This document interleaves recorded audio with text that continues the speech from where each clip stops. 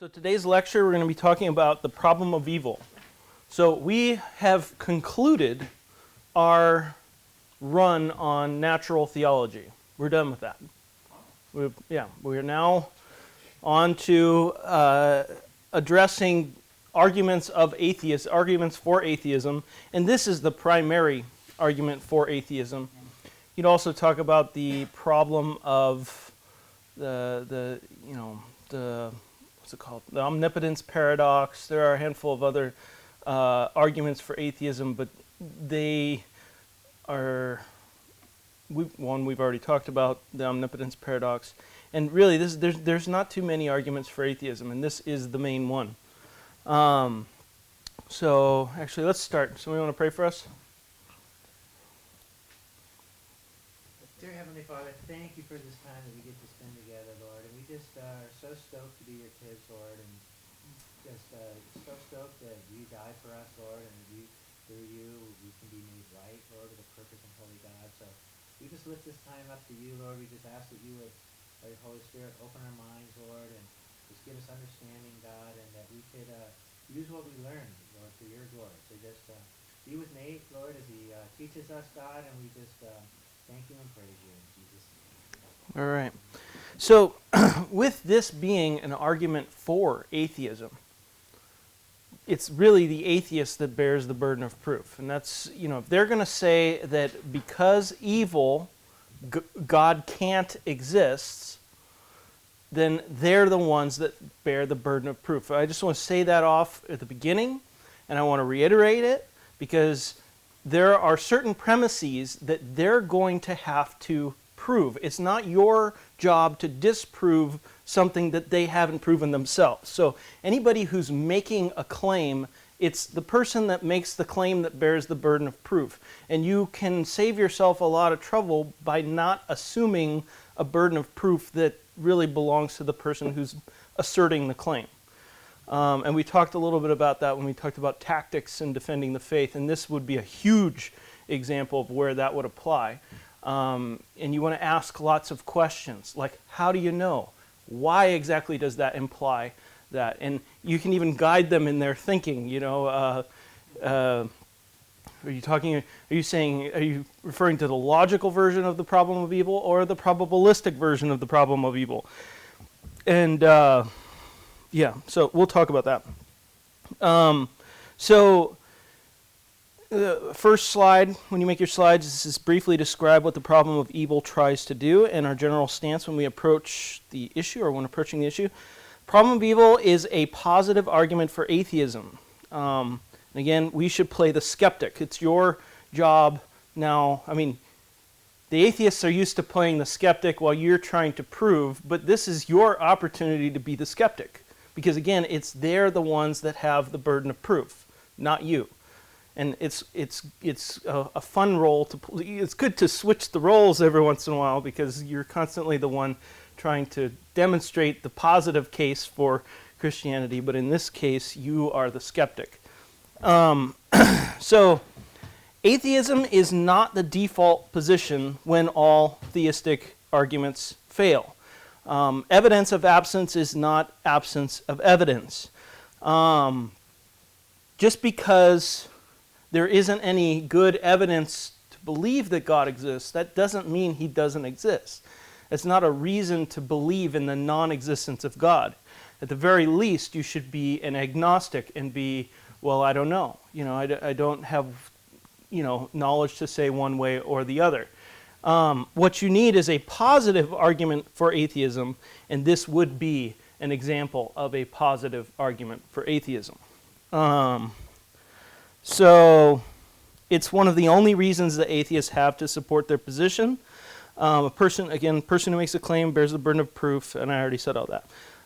Atheists' burden of proof is too burdensome. Or is the atheist's burden of proof too burdensome, ? So the word atheism, it's a Greek word, and it's the combination of which is the alpha, which means without, or no, or negation of. So you have which is like negation, or without, So this is where the definition gets funky.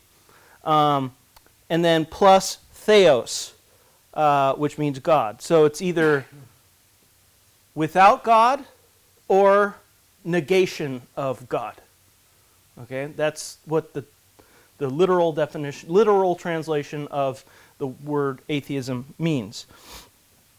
Now, possible meanings, it could mean that there is no God, which is the belief that God does not exist, or it could, in theory, be without God, lack of belief in God. Now, there's problems with that second definition. And see, when you an interesting conversation to have with a person who's an atheist is to say, well, why are you an atheist? And they say, well, because there's no good reason for believing in God. And I say, well, that doesn't prove atheism. Why are you an atheist? And then they would repeat themselves. And then, and then, and then you get into this definition of God, because generally it's understood by most people, that an atheist is someone who, it's a position that someone holds, that God does not exist, right? It's actually a position that a person would hold, right?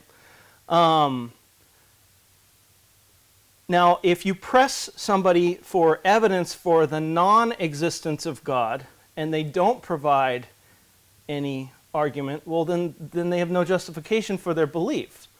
So what atheists often do, who don't want to bear that burden of proof, is they will take on this second definition, which is without God, or lack of belief in God.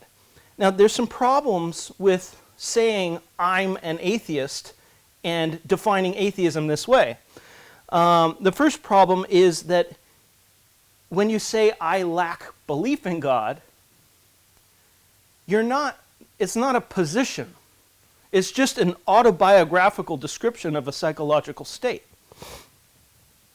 So you're not like, you don't have a position, you're just without a position, right? So you wouldn't, yeah. Their position? It's their position, Well, they don't believe in God?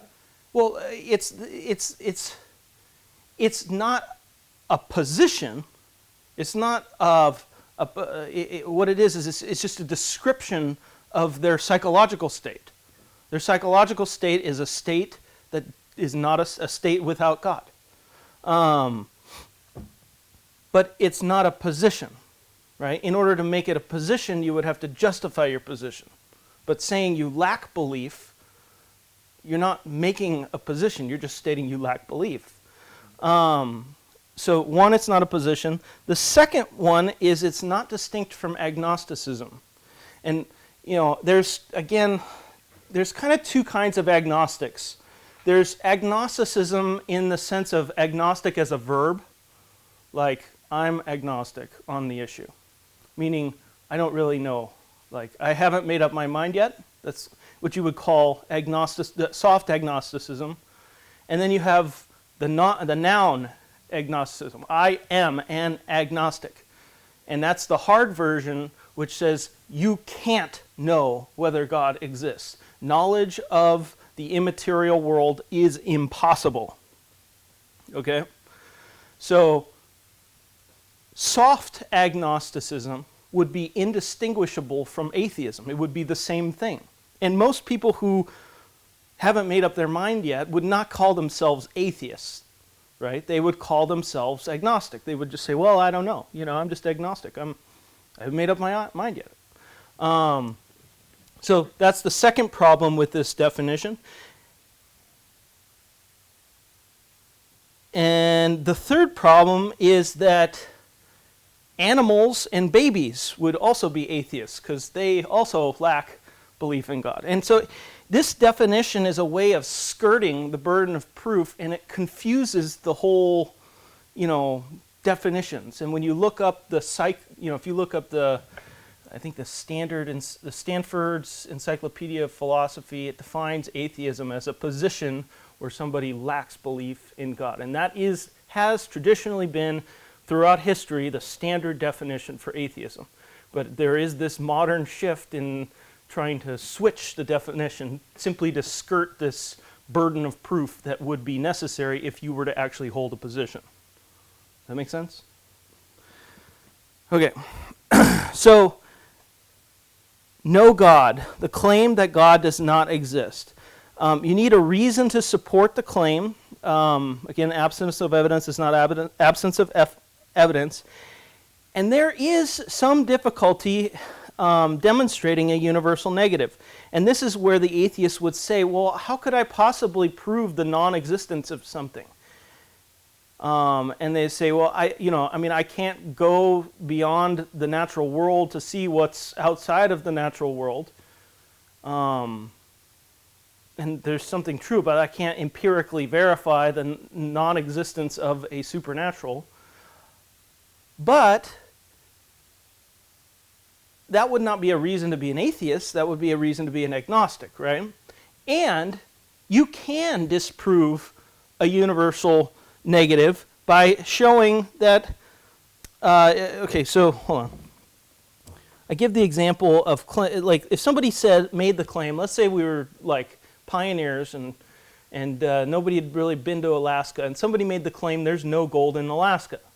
Well, how could you prove that there's no gold in Alaska? You would have to go there and dig everywhere, right, to make the claim there's no gold in Alaska. So, so the atheist is sort of, says, well, hey, that's like, saying there's no gold in Alaska. It's an impossible task. Well, it is an impossible task, and then that would be a reason to reject atheism. And so, the atheist who is smart should be an agnostic, not an atheist. And I have converted a number of my atheist friends to agnosticism through this, kind of conversation, and recognizing, hey, I can't possibly bear that burden of proof. It's too large. And I'm not being modest in my assertion of the non-existence of God. Just because I don't see any evidence, that doesn't mean I haven't made the case that he's not there. And so it's a good conversation to have with an atheist. The other thing is, you could show that the idea, one way that you could prove the non-existence of God is to show the idea that the idea of such a God is logically incoherent. Like a married bachelor, it would be impossible for a God to, a married bachelor to exist in any possible world. And in this case, if the atheist could make the claim that if God exists, there shouldn't or couldn't be evil. Because there's evil, God couldn't exist, or it's very improbable that God exists. And so, like I said before, if I was an atheist, I would become an agnostic, or use a different term. Now, Christopher Hitchens had a really brilliant way of describing himself. He called himself an anti-theist, which he really was, an anti-theist. He definitely was. But it's I think a more smarter way of addressing this definition of atheism. To be against God. Well, yeah, that's what he was. He was vehemently against God, but he couldn't prove the non-existence of God, so he didn't call himself an atheist. Yeah. It's funny to be against. When this conversation came up, he would say, exactly. That's a good point. Yeah. All right. So next slide is give St. Augustine's definition of evil. Now, Augustine, some people call him Augustine, but I think the correct pronunciation is Augustine. He defined evil as a privation of good or a lack of good. So when you say dark, what is dark? It's the absence of light, right? And so cold is the absence of warmth. A hole in the shirt would be an absence of where the shirt should be, right? And so in many ways, in the same way, Augustine defined evil as a lack of good. And there are two different causes for evil. There is moral evil, which would include, decisions made by human beings that are wicked. such as murder, rape, oppression, etc. And then there's natural evil, natural things that happen that are destructive and deadly, like disease, earthquakes, tsunamis, floods, getting attacked by a wild boar, sharks, sharks. So that would be an example of natural evil, where there's no moral component, no human moral component involved in the result of suffering and pain and heartache. Okay, so the next slide you would do is explain the response to this argument. The argument that God created everything, evil is a thing, therefore God created evil. So, without looking at your notes, how would you respond to this argument? If you already looked at your notes, don't cheat. How would you respond to this? If I'm an atheist, I say, hey, God created everything, evil's a thing, therefore God created evil. He's the author of evil. How would you say? You looked, well then you can't see. How would you guess? The video answered it, though. The video answered it? If we paid attention to the video, it's going to answer. Let's have some people who are thinking by themselves without being reminded of the video. Yeah, we should. do our homework so we can answer. All right, Chris, what's the answer? Well, it's pretty much, the way they explained it was like, well, no, it's not, because, I think it was Plantiga? No, was that his name, Plantiga? Yeah. Beard? Yeah. Yeah. But he was saying that it's not, it's just, he used that same thing where it's like you're taking it away. And then he also incorporated that with the hell free will argument, that he would go about it that way. The free will defense is something different because that's a response to a different version of the argument. Okay. But what you said at the beginning, God, Yeah, there you go. God is good. For him to that evil exists does not mean that God has to create it. He just has to have a standard of what is good. So and then everything else is evil. you still haven't addressed the problem. What? I think evil is not like everything else. Like Okay. everything else is like, I don't know what to explain it. Like, How did Augustine here define it's it? not like,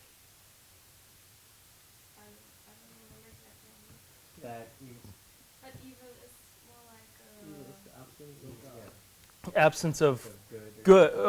the absence of good. Something like that. So evil can't exist without good, right? And so he created good, but not necessarily the absence of good, right? So evil is not really a thing. It's an absence of a thing, right? Evil's not a thing. So looking at the argument, God created everything. Evil is a thing. Therefore, God created evil. So you would be addressing premise 2, right? Evil is a thing. Evil is not a thing. It's a lack of something. It's a privation of good. So another way to tackle it is to address premise 1, is that, which says that God created everything, and God made evil possible, but he didn't make evil actual. God is the formal cause. Man is the efficient cause. He's the one that brought it into being. Now, why would he make evil possible? And the answer is that if the love of God is to be made possible, then moral freedom is logically necessary. And in order for moral freedom to exist, the possibility of evil is logically necessary. Yes. It was a question about one of the videos. Okay. Why was Planting or whatever talking about the whole possible of different worlds? Like, why was he even bringing that up?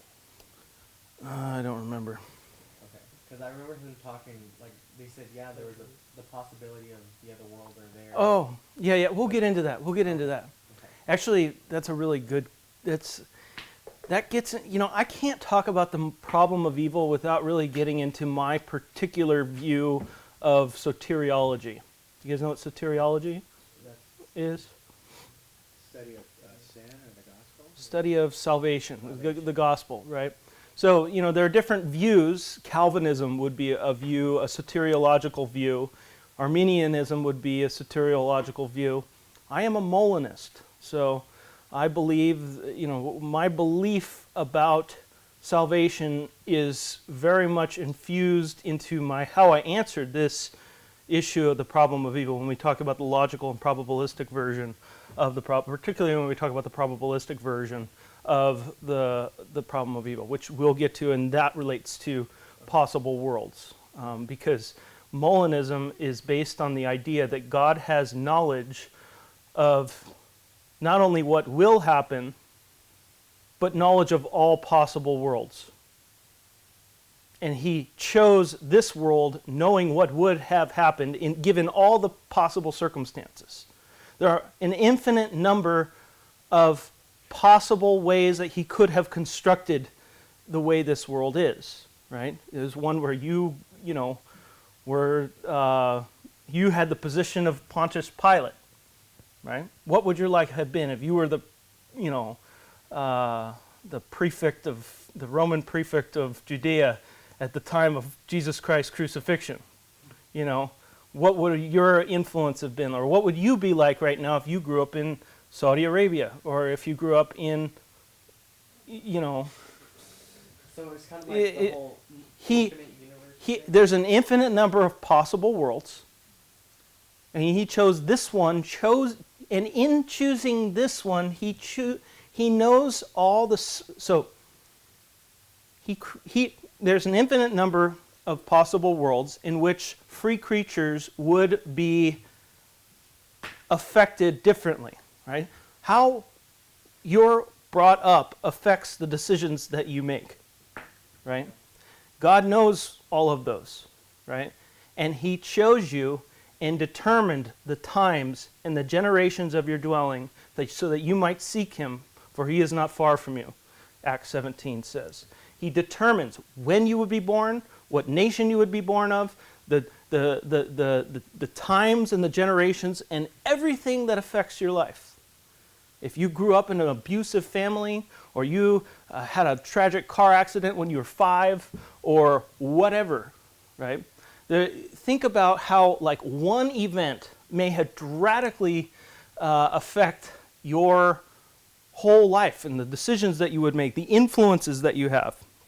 God knows all of those influences, and he has chosen those who would come to him willingly, knowing the circumstances that would be needed in order for him to draw all men unto himself. So in doing that, he chose, out of the infinite ensemble of possible worlds, he chose this one, and in choosing this one, he chose you and guided and directed all the steps of your life so that you would, knowing what would be necessary for you to come to him freely. That's my position. So it's predestination? How is that position strongly values predestination, but it also strongly values free will. Okay? So you can see how this relates to the issue of the problem of evil. Okay?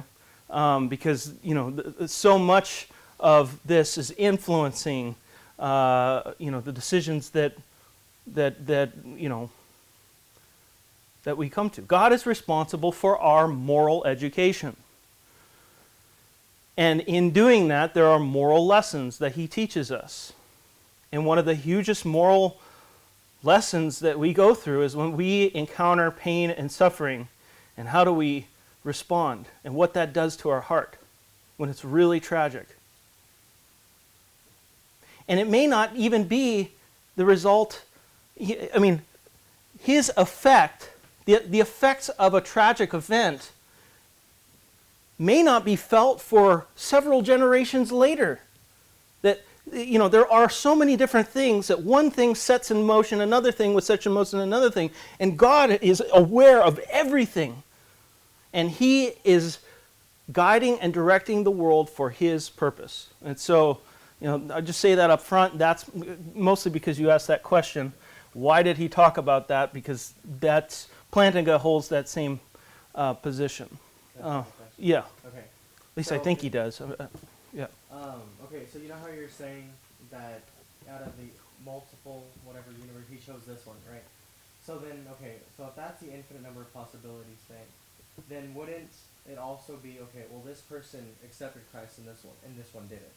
So I'm going to choose this one, although I know he's not going to be saved in this one, but in this possible world he is. Right. So how is, like Rod was saying, how is that different from what the Calvinists say? That, yeah, Because he chose this person. right. Here's the difference. In this particular way of stating it, it's the people are making a moral choice to accept Christ. The decision to come to Christ is a moral decision. On Calvinism, it's not a moral decision. You are unconditionally elected against your will, right? And so the rejection of Christ is something that you were determined by your nature to do. You could not have done otherwise because you lack the moral power until you're unconditionally elected. And then God's grace is irresistible. So, that's my biggest problem with Calvinism is God punishes, God punishes those whom reject Christ. And that's really the biggest sin, right? That's the blasphemy of the Holy Spirit. But God is punishing people for them, and God is he's pleading with them, and he's arguing with. I mean, you can find all these verses that God pleads with, argues with, is patient with the unbelievers. Yet he's the one who has the power to make them make that decision. And then he punishes them if they don't, because they couldn't have done otherwise. I say it's almost like shaking a baby. You shake a baby because it's crying, and it won't stop, and you just, stop it! God has the power to make the baby stop crying, but he sits there, it doesn't make any sense at all to me. But the answer to your question, how is it different? It's because there's a moral element involved in it. People are making the free decision. And God knows there are certain things that affect our free decisions. For example, if you grew up in a very abusive family, it's very likely that you too will have strong built-in emotional problems with regulating your emotions, and that's going to affect the decisions that you make, right? It doesn't mean that those decisions aren't moral, but it certainly impacts them, right? And and we can think of all sorts of examples where your upbringing is heavily impacts the decisions that you make. This is a case for predestination, is what you're basically talking about here. It's a form of predestination that includes freedom of the will. Yeah. Look, Calvinism says unless the Holy Spirit regenerates you, it is impossible for you to receive Jesus Christ. Right. Molinism says. Well, that's a complicated. Okay, so. I'm trying to make it. Molinism says you don't need Jesus did everything necessary. You don't need to have the Holy Spirit come and answer. That's not true, because you still need. There's still an issue of. There's still this issue of. I don't want to spend all day talking about this, but it is related to it, and it's a really interesting concept. But you're getting so. What causes a person to come to Christ? Well, there's different kinds of causes, right? Hold on. Let me talk about the different kinds of causes. There are formal causes. So, like when I say what caused this building to exist, right? There's the formal cause, which is the idea. The architect, his idea, the concept of the house exists in a formal, abstract manner, right? What caused this house to exist? Well, somebody wanted it, right? Or this building, not house, building. Somebody wanted this. It was a financial investment or a need for shelter, a need for, it suited a need, right? There was it's called that's a final cause. There's an end goal in sight that caused it to be brought into being. There's also the material cause. There's a material cause for why this exists, right? It's existed of wood and stone and drywall and nails and concrete. And then there is the efficient cause, which is the architect, or not the architect, but the construction worker who put in the nails and, leveled the foundation and, put up the framing and, the drywall and painted and put in the electrical stuff and the plumbing. So that would be the efficient cause. So what causes a man to come to Christ? Well, without God, we would have no reason. So, okay. All right. There are things influencing our decisions, right? Our sin nature is a heavy, strong, mega strong influence on our decisions, right? You know this. We experience it every day, right? When we sin, we have these unnatural, they're unnatural to us now because we're born again, but we still have them. We were born with the natural, innate sin nature, and even though we try not to do it, we still do it, and in one sense, it's the cause. That sin nature is the cause for our sin. But in another sense, our choice is the cause for sin, right? So in one sense, I would call it like the final cause. The final cause would be the reason why we would want to do it. It's this innate nature that causes us to want to sin. But the efficient cause is free choice, and that's what makes it moral. If you don't have the free choice, it's not a moral decision. Now, without God, you only have one final cause, and that's the sin nature. But with God, you have two. You've got God coming, what Arminians call prevenient grace, which is grace that was before regeneration, and it's God's wooing, God's tugging on the heart, standing at the door and knocking, bringing Christians into your life, and showing him that there's another. He provides that other, influence. So without God, there's only one influence, and so Romans 3 applies, where all have sinned, there's none seek after God, and so forth. Without God, but with God, with God's prevenient grace, you now have two influences. And what determines between the two? Choice, right? Choice, right? And that's what makes coming to Christ a moral decision. If you don't have choice, it's not a moral decision. And what affects that moral decision? Well, evil and suffering is definitely part of it, because it redirects our priorities. It redirects when, C.S. Lewis said, God whispers to us in our pleasure, but he shouts to us in our pain. And that is true. How true is it? I mean, think about, were you guys in church the Sundays after 9/11? You guys weren't? Goosebumps. Just full, like standing room. I don't know how it was here, but when I lived in Rancho Cucamonga, we went to church. There was a parking spot. You couldn't park. It was just, it was insane. People were scared, and they were seeking God. And God uses this. He does. And so it's definitely part of the answer. So now that I've spent like a half hour talking about it, we get back to the notes. All right. So, okay. Where am I? Next page. Page 3. Okay. Objections to the okay. All right. So there's two kinds of objections. So when the problem of evil is stated, what people are objecting to is they're objecting to the coexistence of God and suffering. Okay? And there's two different kinds of objections. There's an emotional objection, which says, I don't like a God who would permit suffering.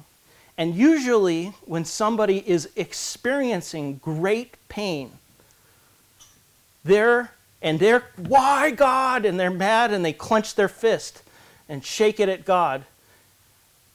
That's not an intellectual objection. That's an emotional objection. Okay? And then there is the intellectual objection, which says it's irrational that God will permit suffering. They require different responses, and an emotional objection lies within the realm of counseling. That's where, a good evangelism team. I looked this up one time in a C.S. Lewis quotable. I just, have you ever seen a C.S. Lewis quotable? It's cool. It belongs in your library because, if you're thinking of something you want a cool quote from C.S. Lewis, well, what did he say on evangelism? Well, you just look up and you get all these brilliant quotes from C.S. Lewis. So get it. You want it. The Quotable Lewis, I think, is what it's called. And so he said that a good evangelism team really should consist of two people. The counselor and the arguer. You need somebody who's good at debating and getting the person's mind to dismantling the intellectual objections and leading the horse to the water. But you also need the person who has a heart. You need a heart and you need a brain. And it's good to have a team, if you're doing evangelism, to have somebody who can handle that wounded soul and mend it and counsel them and love them and let them feel what they feel. Because oftentimes the thinker, people who are more left brain versus right brain, a lot of times the thinker is more analytical and he wants to find the solution. But, a lot of times that's not what's needed. They need a loving arm and they need, a voice. They need an ear to hear them and feel their pain. And that's really what matters more to them than some thoughtful response to the objections that they're making, because when they're in this emotional state, they really need counseling. And then the intellectual objection lies within the realm of philosophy. So this is something of what we're talking about today is within the realm of philosophy. So the intellectual objection, there are two categories to this. There's the logical version and the probabilistic version. So in your slides, you need to explain the logical version of the problem of evil. So the logical version says that it's impossible that God and suffering coexist.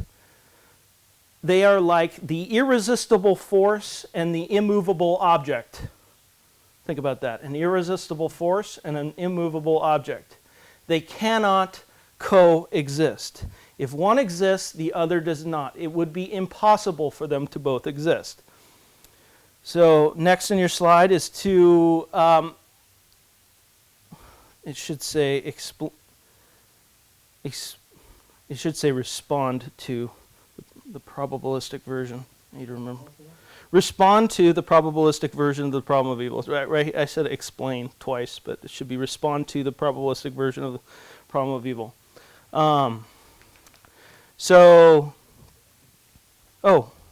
Wait a second. My notes are all messed up. Okay. Oh, I'm tripping. I'm messed up. Okay, my notes are fine. Okay, so the first one is you have to explain the logical version of the problem of evil. And then after that, you explain the probabilistic version of the problem of evil. Okay, I was thinking that I was going to go into the refutation, but so the first one is that it's impossible. The logical version of the problem of evil is that both the coexistence of God and suffering is impossible, like the irresistible force and the immovable object. The probabilistic version of the problem of evil says that it's highly improbable that God and suffering coexist. That it's very unlikely given the amount of suffering in the world. The amount of suffering in the world makes it improbable that an all-loving, all-powerful God exists. In other words, it seems highly unlikely that God could have morally sufficient reasons for permitting the amount of suffering that exists within the world. Therefore, the suffering in the world provides evidence that there is no God. Now, the difference between the logical version and the probabilistic version, the biggest difference is that the logical version, the atheist has a huge burden of proof. It's so huge that it's hard. Most philosophers don't use this. Most atheist philosophers do not use this as a philosophical proof against the impossibility of God's existence. It's Plantinga's free will defense is widely understood as yes, it's one of those areas where there's actually, you could consider it there being progress in philosophy. This idea used to be debated. It's no longer debated. It's widely understood. There are still random people that do present the logical version of the problem of evil, but considering Plantinga's free will defense, they are most don't, because there's such a huge burden of proof that is required in order to sustain that argument. The probabilistic version of the problem of evil is a much safer version for the atheist to use because the burden of proof is not as crazy. All right. Again, with these arguments, I'll say it again, and hopefully I'll say it again, and again and again. It is the atheist who makes the claim, and therefore it's the atheist that bears the burden of proof. And so they have to show that it is a problem, that the coexistence of God and suffering, that there's a problem with them both existing. All right. Again, we shouldn't allow the atheist to shift the burden of proof on us. We play the skeptic without having to prove anything. This is our job to be the skeptic. Next page. Respond to the logical version of the problem of evil. Again, this will require multiple slides. You're going to have to look through this and filter out. This is a long one. You're going to have to kind of pick bits and pieces and arrange what you think is necessary and what makes sense to you. Just make sure that you're addressing the issue. So the logical version, it's the claim. The claim of the logical version is that the following statements are logically inconsistent. So they're saying these two statements are logically inconsistent. 1, an all-loving, all-powerful God exists. 2, suffering exists. So the logical version of the problem of evil says these two are incoherent. They cannot exist together. Okay? But the question is why would 1 and 2 be logically inconsistent? They're not explicitly contradictory. So it's not like saying an irresistible force and an immovable object, which would be explicitly contradictory. There's got to be some hidden assumptions that they're making in order for this contradiction to be explicit. They must be thinking of some implicit contradiction between 1 and 2, and must be making some assumptions would bring out the contradiction and make it explicit. So let's look at it. So the original statement is 1, an all-loving, all-powerful God exists, and 2, suffering exists. So what the atheist must be assuming is this. If God is all-powerful, he can create any world that he wants, which is 3. And if God is all-loving, he prefers a world without suffering, 4. So they're assuming that God can create any world that he wants, 3. And if God is all-loving, he prefers a world without suffering, 4. So those hidden assumptions then do make it a contradiction. Right? So if you accept 3 and 4, it does follow logically that they can't possibly exist. But who bears the burden of proving? Is it your job to disprove 3 and 4? No, it's the atheist's job to prove 3 and 4. Okay, and you play the skeptic, right? So again, he's got to show you asked the question, what do you mean by that? How did you come to that conclusion? Keep bringing those up. Like, well, what do you mean? Are you sure? How do you know? Why you say that God can, create any world he wants? Well, can he really? And then, have him prove those premises. So, again,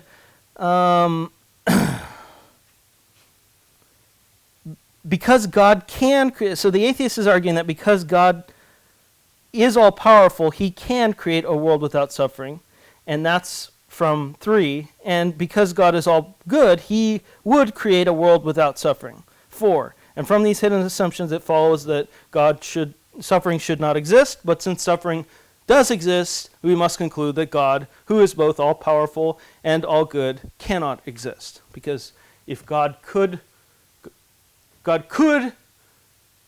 stop evil, he would. And since God is all-powerful, he could. And because he is all-loving, he would. And because he could and he would, there shouldn't be evil, but there's evil. So God can't, there's no reason for God to exist. So that's the logical version of the problem of evil. Okay, so for this argument to be valid, both of the hidden assumptions made by the atheists have to be necessarily true. Okay, when I say necessarily true, it's different than saying that's probably true or very likely to be true. When I say it's necessarily true, I mean it can't possibly be false. Because if it's possibly false, then it's not logically impossible for God to exist. Because in order for them, they're making the claim that it's logically impossible for the coexisting of God and suffering. And so all there has to be is a possibility that either 3 or 4 aren't true. And then the argument falls apart. So you understand that's a huge burden of proof that the atheist bears. In making these assumptions, the huge burden of proof. Okay, next slide. I always say the thing that I've written in my notes before I say it, or before I read it. Okay.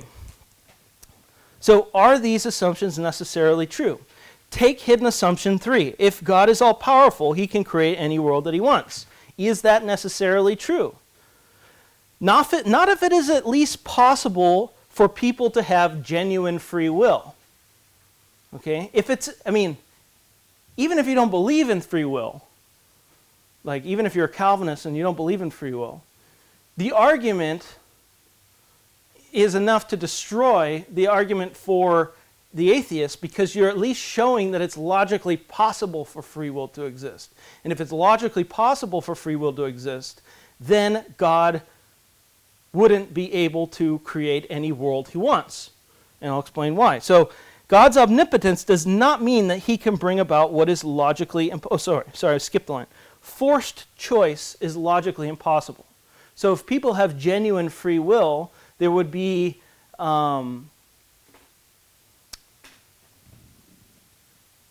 God could not force people to freely make the decisions that he wants them to make, right? And that would be a forced choice is like a round square or a married bachelor. It's an illogical thing. So God's omnipotence does not mean that he could bring about what is logically impossible. And we've talked about this with the omnipotence paradox. When we talked about, can God build a rock so heavy that he can't lift? The problem with stating that is that it's not a task. An illogical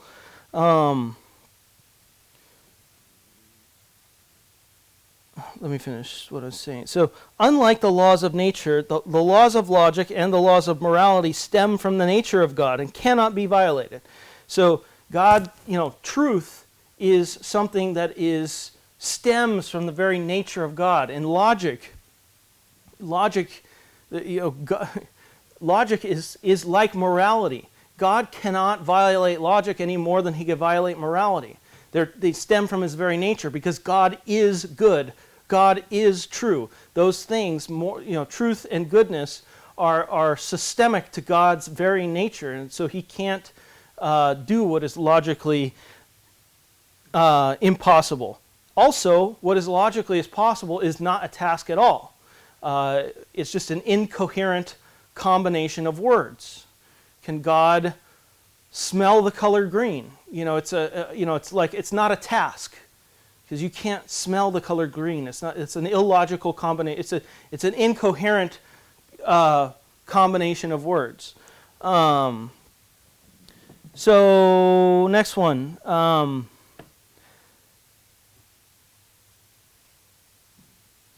Free will is at least possible. Since it is at least possible that people have free will, then the hidden assumption, point 3, that an all-powerful God can create any world that he wants is not necessarily true. And again, the atheist's burden of proof is that he has to show that it's necessarily true that people don't have free will, or that if people have free will, God couldn't create any world that he wants. And so once you posit that, then the argument falls apart. A world without suffering may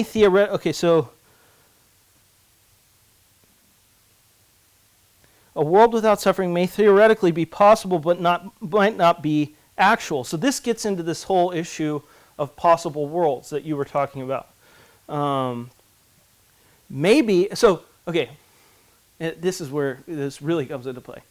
So there's like an infinite number of possible ways God could have created the worlds, right? Of that realm of possibility, there is a possible world in which everybody comes to Christ freely, there's no pain and suffering, and everyone's moral, right? That's a possible world. But maybe that world, although possible, isn't feasible to God because of the counterfactual of human freedom. Because if people have genuine free will, then there's no way he could create such a world where there's no suffering and people don't become spoiled brats and you know what I mean? So maybe, and all you have to posit is a maybe. Because again, the atheist burden of proof is to show that it's impossible, that God necessarily cannot or has to be able to create any world that he wants. And if it's possible that there's a world that he wants that he can't create, then the problem of evil falls, the logical version of the problem of evil falls apart. So within the realm of possible worlds, there is a vastly much smaller number of worlds that are both possible and feasible given the counterfactual of human freedom. And he knows within each world what people would do given the possible circumstances. Does that make sense? Yeah. Think about it. Why would there be a realm of feasible worlds that are possible but not feasible? Let me ask you that. No, I understand that. I'm just I have another question. Maybe you'll answer it. Okay. I understand this. You understand where I'm going with this? So this gets at hidden assumption number 3, that if God is all powerful, he can create anything that he wants. That is not necessarily true if people have genuine free will. Okay, if it's even possible that people have genuine free will, then number 3 is not true.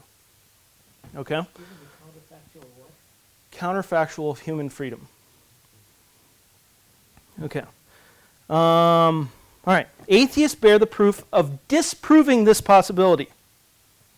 This conjecture does not need to be true or even probable, so long as it is logically possible. The hidden assumption that God can create any world that he wants is not necessarily true. Thus, on this basis alone, the logical objection to the coexistence of God and suffering is fallacious. Okay? Take a deep breath. We're done with the logical version. Ready? No, we're not. We're not done. We're not done. We got premise 4. I'm sorry. I'm sorry. Hold your breath. We're still going. Okay, because there's premise 4, right? Hidden assumption number 4. Sorry about that. So again, let's recap. The logical version of the probability says that the coexistence of God and suffering is impossible. That an all-loving and all-powerful God, an all-loving and all-powerful God and the existence of suffering is logically impossible. But again, there's nothing about those two statements that is logically incoherent. You can't. Those two statements alone aren't explicitly contradictory. There are some hidden assumptions that the atheist is making in order for them to be explicitly contradictory. And the two hidden assumptions are three: that if God is all-powerful, he can create any world that he wants, which we've already dispelled of. And then four, if God is all-loving, he prefers a world without suffering. Okay, so now let's look at four. If God is all-loving, he prefers a world without suffering. Is this necessarily true? Again, for it to be logically impossible for them to coexist, both hidden assumptions have to be necessarily true and not possibly false.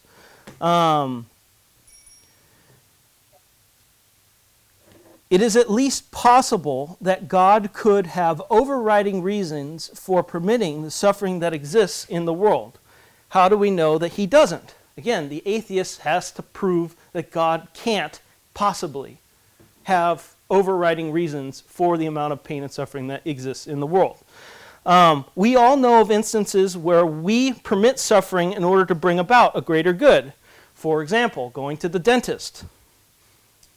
Who knows what that's like? Okay, it's suffering to bring about a greater good, right? The atheist might assume that God could bring about a greater good directly without suffering, but that might not be possible given human freedom. And again, this idea of suffering is very much related to our moral education. It's very much related to our moral education. That point is like, when you talk to people, that point needs to be made. God is responsible for our moral education, and one of the ways that he does that is through pain and suffering. All right? And maybe he does it through us observing the pain and suffering of somebody else.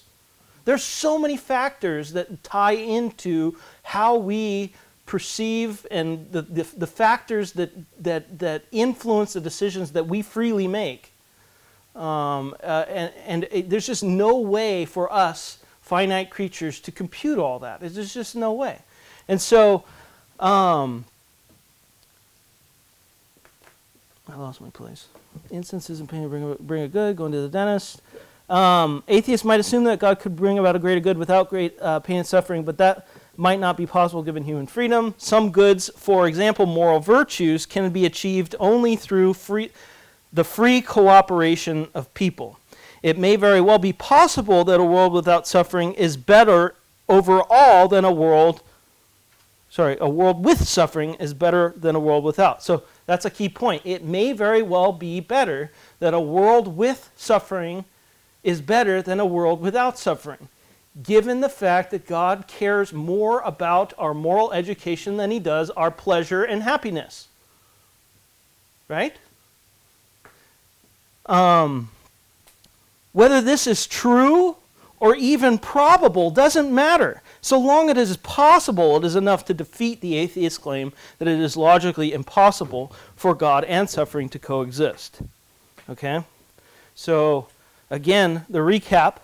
The atheist is making the claim that an all-loving and all-powerful God that if an all-loving and all-powerful God exists and suffering exists, that would be a contradiction. There are two hidden assumptions in order to say that that's a contradiction.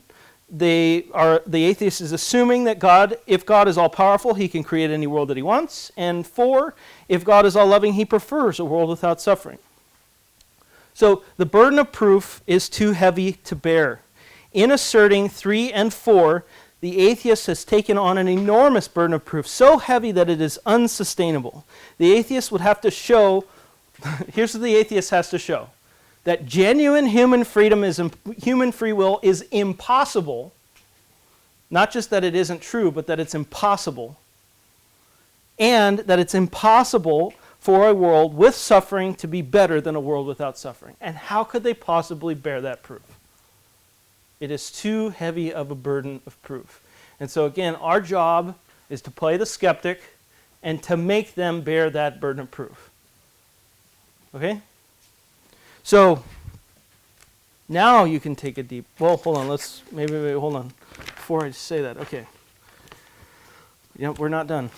Again. Okay, so God and suffering are logically consistent. So actually, we can demonstrate that God and suffering are at least logically consistent. Okay? When you say something's logically consistent, you're not saying that it's probable. Like the idea of a unicorn is a logically consistent idea, right? It's not an incoherent concept like a married bachelor. The atheists, when they're making the logical version of the problem of evil, they're saying it's like the married bachelor, not like a unicorn. Like it's very improbable that a unicorn exists, right? Given what we know about the world, right? Of course, maybe there's some land we haven't discovered where they actually exist, but it's very improbable because we know so much about the world. Unicorns probably don't exist, okay? But the atheist who's saying that it's logically impossible for God to exist has to show that there's some incoherent concept. And so we can at least show that it's logically consistent for God and suffering to coexist by making this statement. So, you guys ready? So, ignoring the hidden assumptions, we're going to jump from 1 and 2 to number 5.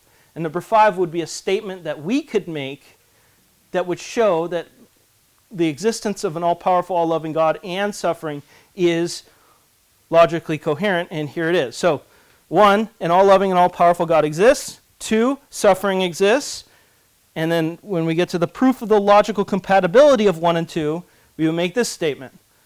God could not have created another world with as much good but less suffering than this world, and God has good reasons for permitting the suffering that exists. I'll say it again. God could not have created another world with as much suffering than this world, and God has good reasons for permitting that the suffering that exists. So, again, that statement doesn't have to be probable. All it has to be is possible. And if it's possible, then the idea that the coexistence of God and suffering is impossible falls apart, because this statement makes it possible for it brings out the implicit contradiction and solves it. Okay, so it's a way of stating our observations of the world that includes the coexistence of God and suffering, which makes the logical version of the problem of evil fall apart. Because the atheist's burden is to show that it is logically impossible for them to coexist, and this statement shows that it is at least possible that this is the case. It may not be the case, but it's at least possible that this is the case. Okay? And that's all you have to show. And then you've defeated the argument. Okay? Even if you don't believe in free will, this is still a good argument because it shows that the logical version isn't true. It shows that it's at least possible that they could coexist. Now, if you don't believe in free will, you would have a different way of answering the question. Now, I personally believe that the problem of evil is much harder to wrap your brain around if you're a Calvinist. It's you. Could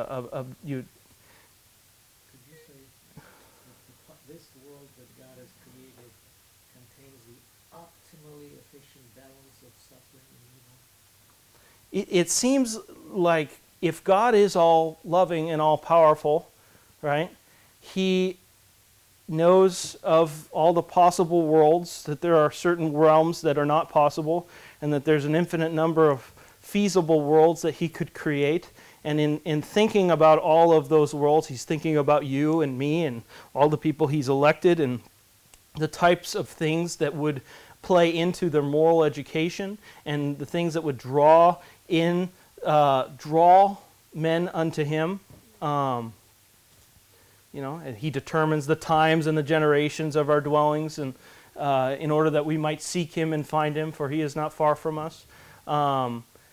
So This world that we're living So- in is the optimal location. it would make sense. It would. Or there'd be too much good, you'd be spoiled brat. It's at least possible. I mean, I don't know that we can. I don't know that we can say definitively because we're not God, and God knows all those things. We don't have a clue about them, but God does know, and it seems probable that God would want less suffering, but he's also he cares more about our moral education than he does our happiness.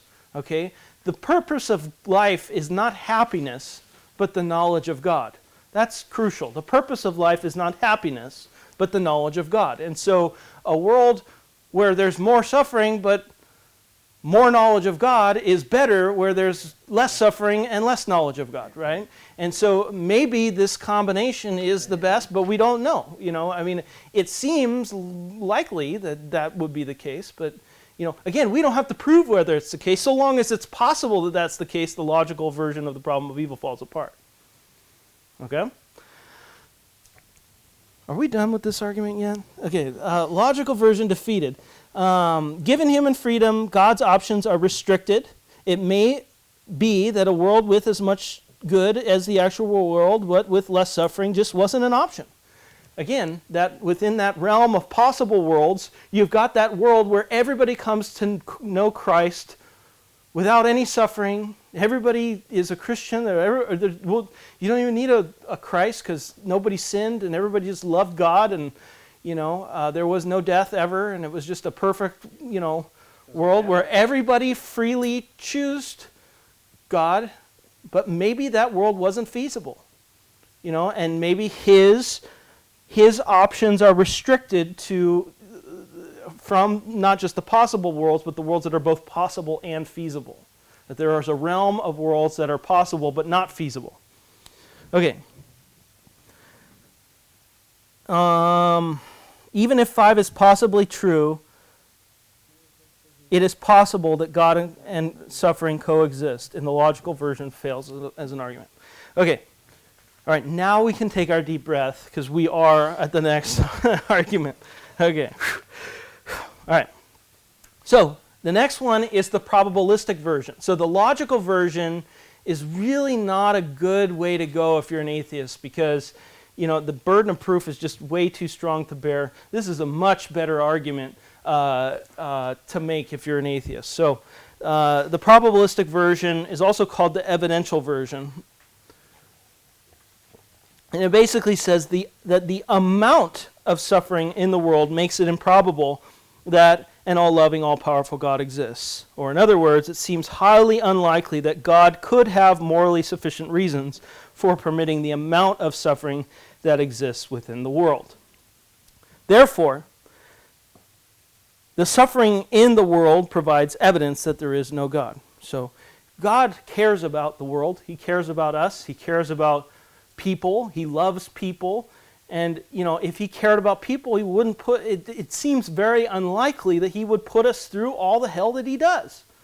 The wars that go on, the tsunamis, the hurricanes, the floods, the diseases, cancer, babies, kids having cancer. I mean, you think of all this stuff, car crash, things that just, come out of nowhere, these horribly tragic things.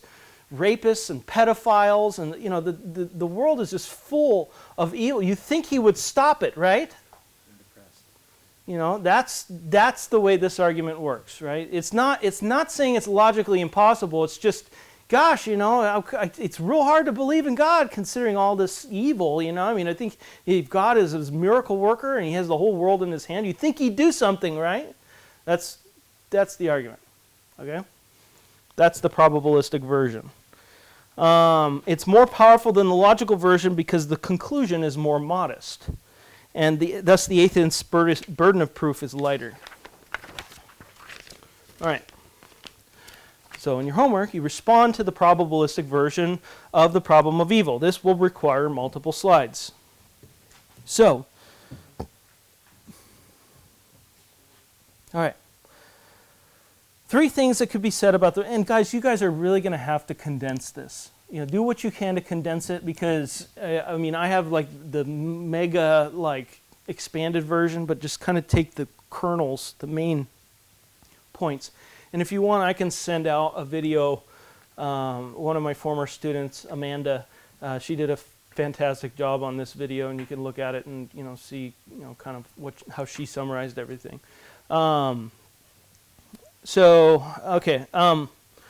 Respond to the probabilistic version. So there are 3 things that could be said about the probabilistic version. 1, we're not in a good position to say that it's improbable that God lacks good reasons for permitting the suffering in the world. 2, relative to the full scope of the evidence, God's existence is probable, because probability is always related to background information. And so if you assume that there is no evidence for the existence of God and there's evil and suffering, yeah, but part of your probabilistic judgment needs to account all these other positive arguments for the existence of God. And then 3, Christianity entails doctrines that increase the probability of the coexistence of God and suffering. So, let's deal with 1. This is our first response to the probabilistic version. We are not in a position to say that it's impossible that God lacks good reasons for permitting the suffering in the world. We're just not in a position to say that. The key claim is the atheist is claiming that God doesn't have good reasons for permitting the suffering that occurs. And think of the atheist's burden of proof. Are we warranted in assuming that because the suffering looks unjustified, that it really is unjustified? We are simply not in a position to be making that judgment with any type of confidence. As finite persons, we're limited in space, time, intelligence, and insight. But God sees the end from the beginning and providentially orders history to his ultimate goals through people's free decisions and actions. Suffering, viewed from within our narrow framework, may be seen as unjustified, but from within God's wider framework, suffering may very well be justified. Given the dizzying complexity of life, we are simply in no position at all to judge that God has no reasons for permitting some instance of suffering which happens to enter our life.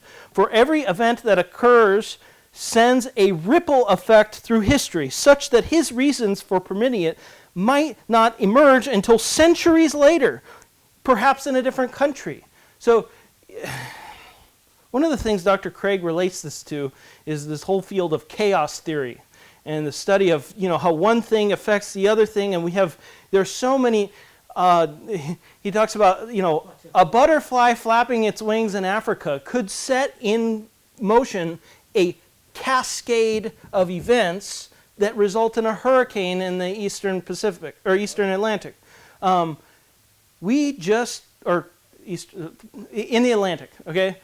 We just have no way of knowing. The other thing Dr. Craig relates this to is he talks about a video called Sliding Doors, where the video is about a woman, but 2 events that occur in her life. One event is, in both instances, she's racing down to catch. She's going to get a job. She's going to a job interview, and she's late for the subway, and she's run as fast as she can to get down the stairs because the train is waiting, and a little girl playing with her dolly gets in her way. Now, in one version, the girl stops her, and she just misses the doors, and she ends up not getting the job, and she lives this poor, pathetic, miserable life. And then in the other version, the dad snatches the girl, and she got the job, and she lived a life of luxury and happiness, except for in the life of luxury and happiness she ends up dying, whereas in the other version she ends up something good happens in her life.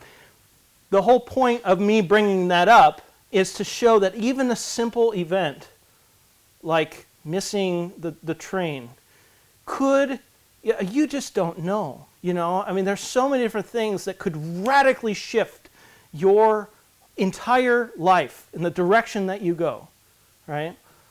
I think to myself, what if I would have, decided to, not go to Bible college, I wouldn't be here. I wouldn't be teaching in Santa Barbara, because I went to Bible college and I met my roommate, and I came up to Santa Barbara because my roommate was up here, and, that's how I got here. Yeah, my brother would not be married to his wife if a family hadn't been moved to Chicago for 4 random years when I was growing up. When I was a sophomore in high school, my dad said, "Hey, my company bought my job and the headquarters is in Chicago, so we're moving to Chicago." And so we moved to Chicago. Well, my brother met his wife there. All right, we were only there for 4 years, and then we came back. But, now Jenna's in our life, and now Harrison and Henry are in our life. Now, that wouldn't have happened if that wouldn't, and you think about the sliding doors and all the events that occurred with the baby and the dad. What if he had spent more, like 5 minutes more, feeding breakfast in the morning? Maybe they wouldn't have been at that exact spot. And then there are so many factors that we need to think about, that God does think about when He chooses the world that He creates. And this is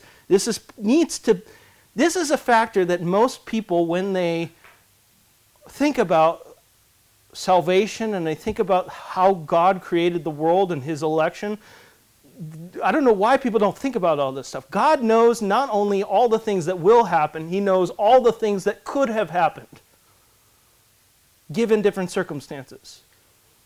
That's awesome. Okay? So we are just simply not in a position to make the claim that it's improbable that God lacks good reasons for permitting the suffering in the world. We just simply aren't.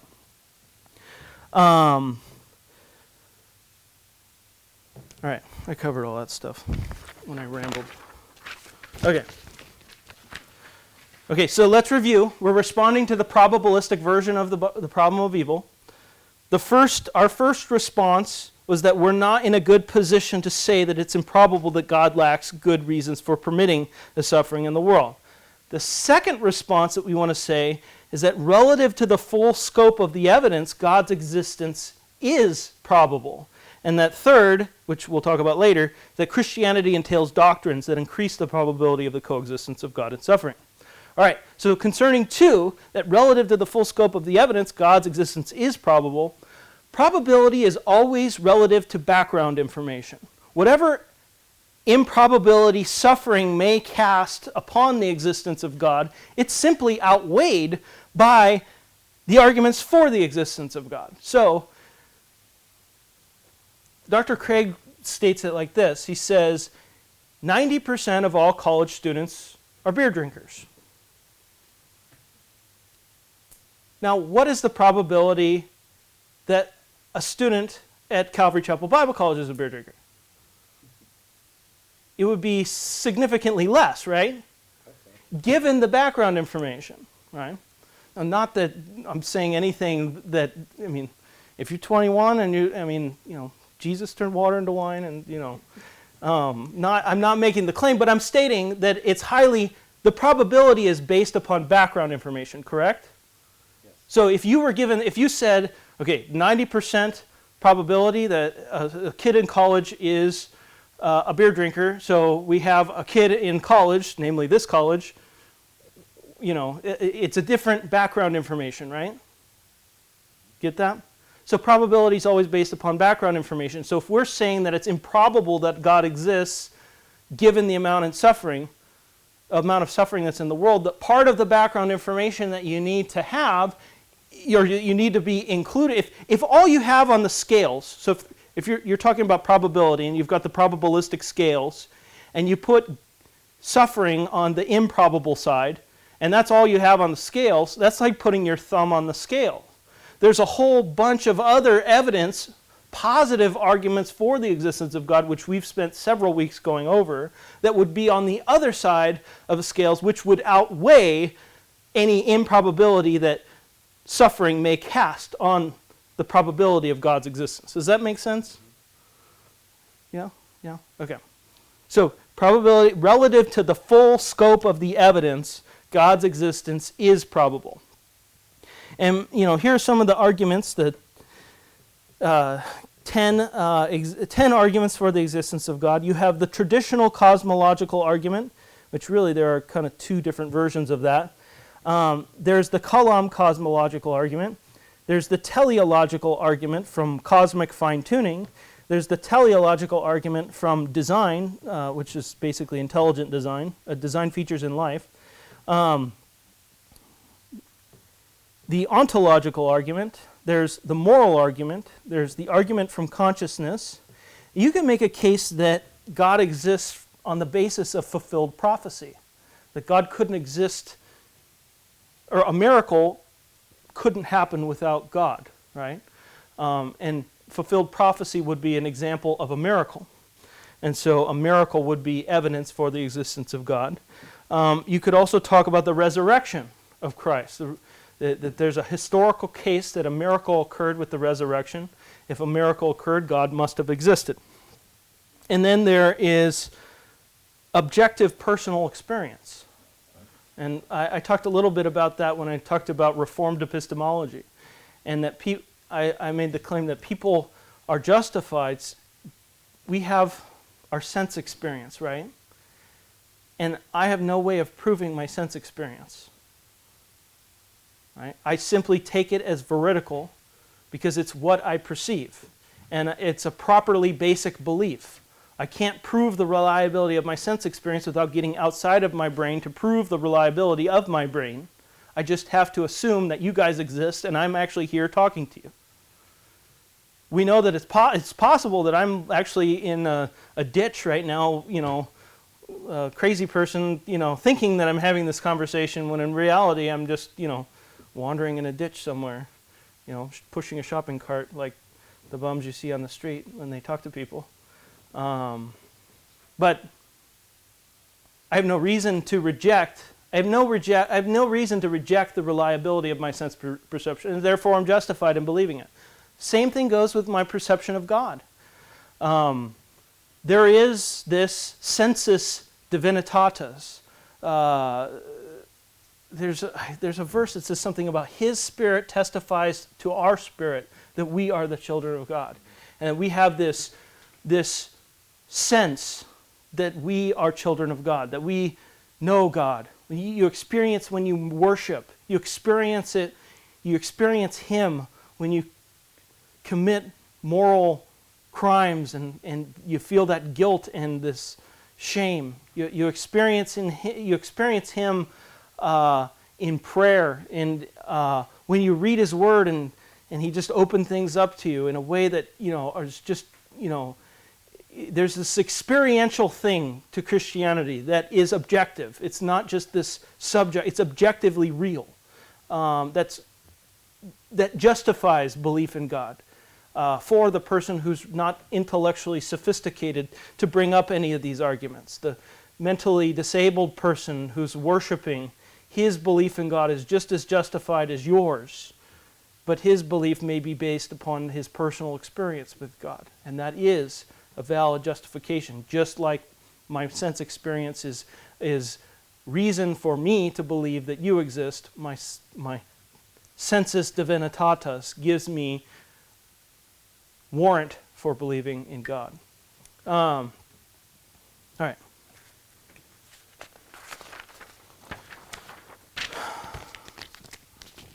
Okay, so, yes. To that, did you say at the I just don't get it. I think there's a logical answer to that, but at the beginning you said not believing that there's a God exists, that a God exists is not a valid position, or like not a position you can take in claiming something. Or How does that relate to what we just talked about? because if we can believe that God exists through our sense experience or through our belief, It's not through our belief, it's through our experience, our objective personal experience. Does that make sense? objective personal experience. When you have a personal relationship with God, you know. And Calvin related this to like our sense. It's like another sense, and sense experience is not. You do not need. In fact, you can't have justification for sense experience. There's no. You cannot prove that there. When we talked. Remember when we talked about René Descartes? When we talked about his. I think therefore I am. And the whole, well, what if a demon was in my brain and he was, the Cartesian demon, he's causing me to experience sensations that are leading me to believe that the world around me exists when in fact it doesn't, and everything I see, taste, touch, and hear is like the Matrix, right? I can't prove that I'm not a body in the Matrix, right? But as far as I know, there's no reason to believe that my sense perception is not reliable, and my sense perception is my basic knowledge my basis for knowledge of the external world, right? When the other person, But well, let me finish. So just like that, our experience, the sensus divinitatis, that religious experience, is like our sense experience. It's valid and it doesn't require external justification. It is what is called a properly basic belief. It's valid without justification. so Or valid without needing external proof. so when he says, I don't believe that God exists because I don't have any sense experience Right.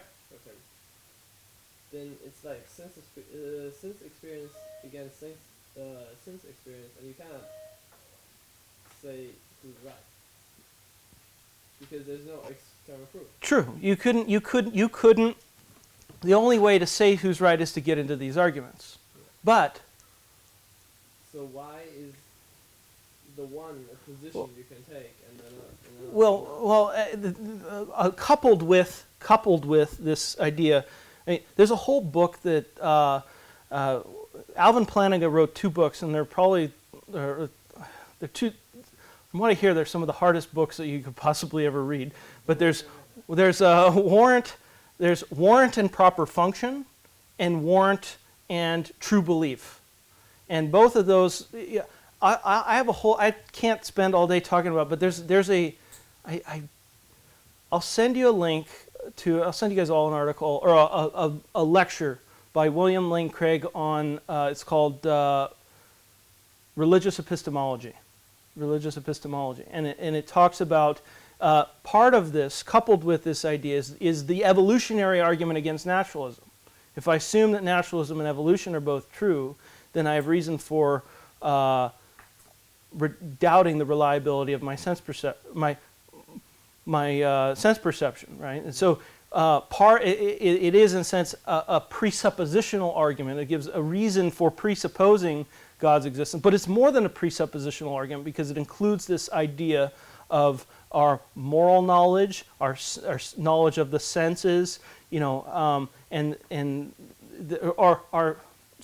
moral knowledge and our sense of God. Which, yes, some people, the unregenerate person does not have that sense, and so because they haven't been regenerated, right? So of course they wouldn't have that sense. And so, but the person who is regenerated, they've got that sense, and that provides warrant for their belief, even if they don't have the intellectual capacity to justify their belief through arguments. I used to think, before I got into this, I'm getting way off topic, but it's important. When I first got into apologetics, I thought anybody who didn't know about apologetics was just like unjustified in their faith. Their faith was like unjustified because they had no reason for belief. They just say, believe what I believe, and I believe the Bible because the Bible says God is true. I believe God is true because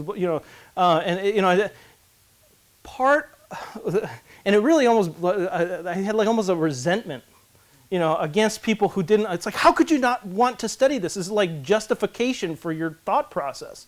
How could you not? Seriously, how could you not? But this kind of toned me down a little bit because, what about the intellectually disabled, the person with the low IQ, who's not going to understand the Kalam cosmological argument, but he knows God, right?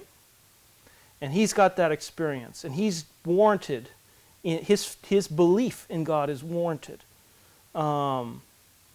because of his experience. Just like his belief in you is warranted because of his experience. It's no different.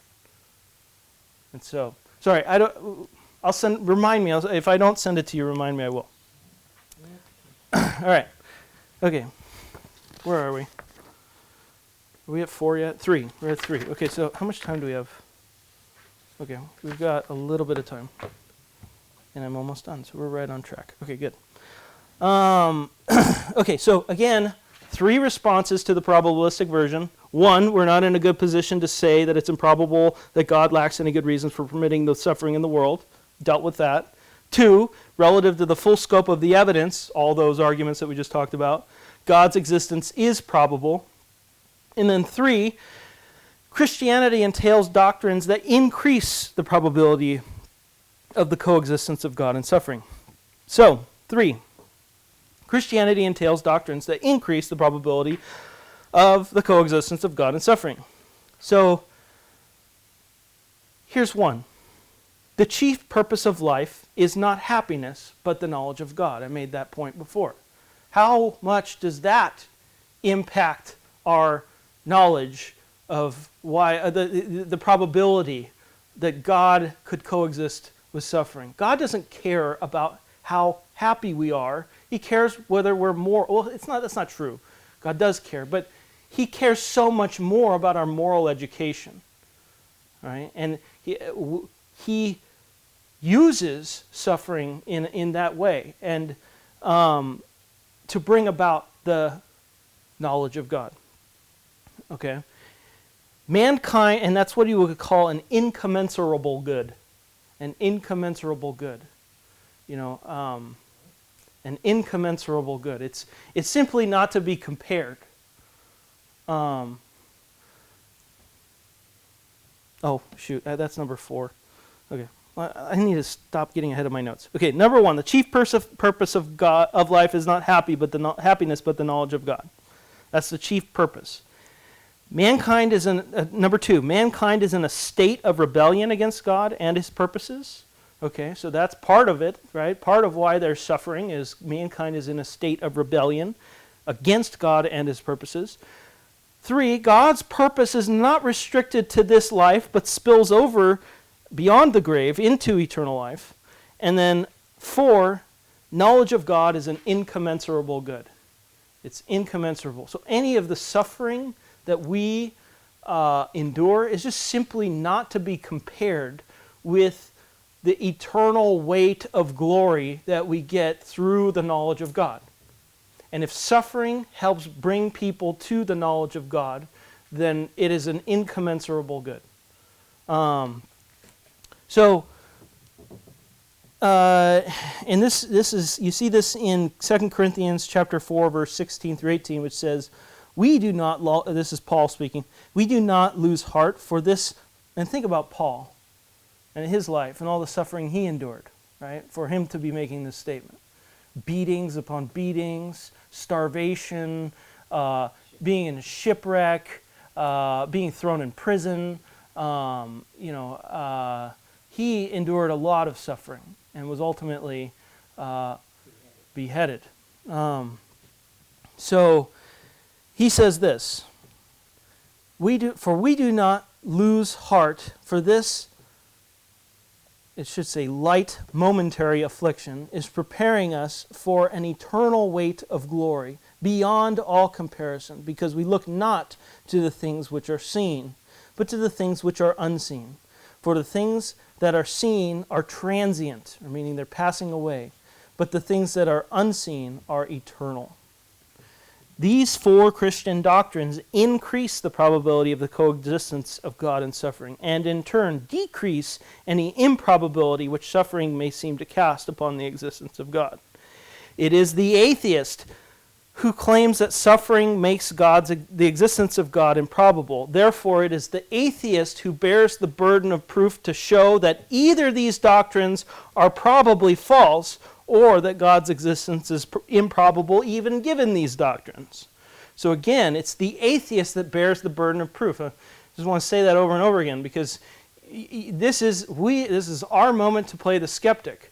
So these arguments need to be, the atheist has to show that these doctrines are probably false, or that God's existence is improbable even given these doctrines. Always says we have the high ground. Don't, right? We have the high ground. Don't. We have the high ground in this case. Well, it's whoever makes the claim has the burden of proof.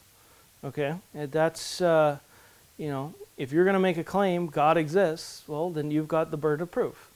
Okay, if you're going to say that God and suffering can't exist, well, then you've got the atheist is going to make the claim that God and suffering cannot coexist.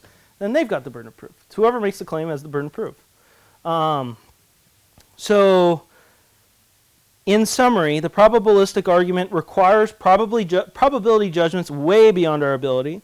It fails to take into account the full scope of the evidence, and it diminishes in force when it comes to the Christian God. So, in conclusion, neither the logical version nor the probabilistic version for the problem goes through. The intellectual problem fails as a disproof for the existence of God. And so we have, I don't want to answer questions right now because we're going to get off topic, and we'll answer questions after I show this quick little video. Well, it's not quick. So for whoever is doing the video, I am going into this top lecture, Why Is There Evil and Suffering? And I'm at about 1 hour and 6 minutes in. I don't hear in these debates very often covered the subject in terms of suffering of, in the Christian worldview, of a recreated earth, or that this is not all that God is going to do. Yeah. Could you comment on that? Well, that was a couple of the points that I made about Christian doctrine. Number 3, God's purpose is not restricted to this life, but spills over beyond the grave into eternal life. Remember my example of Paul saying this slight momentary affliction is preparing us for this eternal weight of glory. The difficulty is that even we as Christians, not to speak of non-believers, are so worldly minded that we don't live this life in light of eternity. We live as though this life is all there is. And therefore, if we don't get our just deserts in this life, we think that somehow God can't exist. And I think the point you're making is the one that I was trying to make in number 3. I have a question. How do we... Well, you're really going to have to sorry. project here. This is a challenge. How do we deal with like an atheist who brings up hell in the Christian worldview and why God... I wasn't planning on talking about that, but I think that hell, far from detracting from God's goodness, is a demonstration of God's perfect holiness and justice. If God were to allow sin and evil to go unpunished, if he were to just blink at sin, he would not be a just God, and therefore would not be the supreme paradigm of moral perfection. So I see hell as an expression of God's perfect goodness and justice. What is tragic is not hell. What's tragic is that there are people there. But the reason people are there is because of their own free choice. God doesn't want them to go there. The Bible says God is not willing that any should perish, but that all should reach repentance. It says in 2 Timothy that God's desire is that all persons come to a knowledge of the truth and to find salvation. So the only reason that anybody winds up in hell is because people deliberately resist God's will and every effort to save them. His will is that everyone freely come into his kingdom. As far as like say instead of just annihilating them. Oh, why doesn't he annihilate them? Instead of suffering forever. There's a couple of ways one might respond to that. In the first place, that's an in-house Christian dispute. There are Christians who believe in annihilationism. John Stott accepts that view. So that's not an anti-Christian view, that's an option in Christian theology. Now, is it an option to which we're forced? Well, what would be the argument for annihilationism, apart from any exegetical argument you might give? Well, the argument seems to be that in the case of hell, or infinite duration, that the punishment doesn't fit the crime. That any crimes that we commit in this life are of only finite gravity, and therefore deserve only a finite punishment. And so the problem with hell as enduring punishment forever is that the punishment doesn't fit the crime, and so it would be unjust of God to punish someone forever. Well, let's think about that a little bit. We could admit that every crime, every sin that a person commits in this life is of only a finite significance, and therefore merits only a finite amount of punishment. But it wouldn't follow that therefore no one deserves an infinite punishment. If a person has committed an infinite number of sins, then even if every sin deserves only a finite punishment, he would merit an infinite punishment. Now, no one commits an infinite number of sins in this earthly life, right? But what about in the afterlife? Insofar as the denizens of hell continue to hate and reject God, they continue to sin, and so accumulate to themselves more punishment. So in a real sense, hell is self-perpetuating, because the sinning goes on forever, the punishment goes on forever. So that would be one possible way to deal with that question. The other possible, I think, way would be to question whether or not every sin that we commit is of only finite significance and gravity. Certainly the sins that we normally think about, like adultery and theft and even murder, I think are only a finite consequence and proportion, and therefore only deserve a finite punishment. But what about the sin of rejecting God himself? It seems to me that the sin of rejecting God is a sin of a different category altogether. These other sins don't separate us from God. Christ has died for those sins. The penalty for those sins have been paid. All we have to do is accept Christ's forgiveness to be free of those sins. But the sin of rejecting God is a sin that separates us from God irrevocably. And this sin seems to me plausibly to be a sin of infinite gravity and proportion, because it is the creature rejecting the Creator himself, rejecting the greatest good, the locus of goodness and value. And that does seem to me to be a sin that is of infinite gravity and proportion, and therefore plausibly merits eternal punishment. So we shouldn't think of hell as punishment for the array of finite sins that we commit in this life, but rather hell is the punishment of the creature's irrevocably rejecting God and separating himself from God forever, a punishment which I think is plausibly deserving of infinite, or a sin that is plausibly deserving of infinite punishment. Will we have free will in eternity? And if so, how is it that we will not be able to sin? Mm-hmm. I think there are a couple of ways you could answer this. If you believe in middle knowledge, that is to say that God knows what every person would freely do in any circumstances that he creates them in, you could say that God will only create a world in which all of the saved are persons who would always freely choose to do the right thing in heaven, and so would never sin in heaven and fall away. And indeed, such persons may be so relatively rare that might actually make the problem of evil easier, because perhaps to get a world of people like that, you might have to put up with a horrible pre-mortem phase of existence involving all kinds of evil and suffering in order to get these people into the elect and to get them to heaven. But I'm not persuaded that that's the most plausible solution, though it would be one, I think.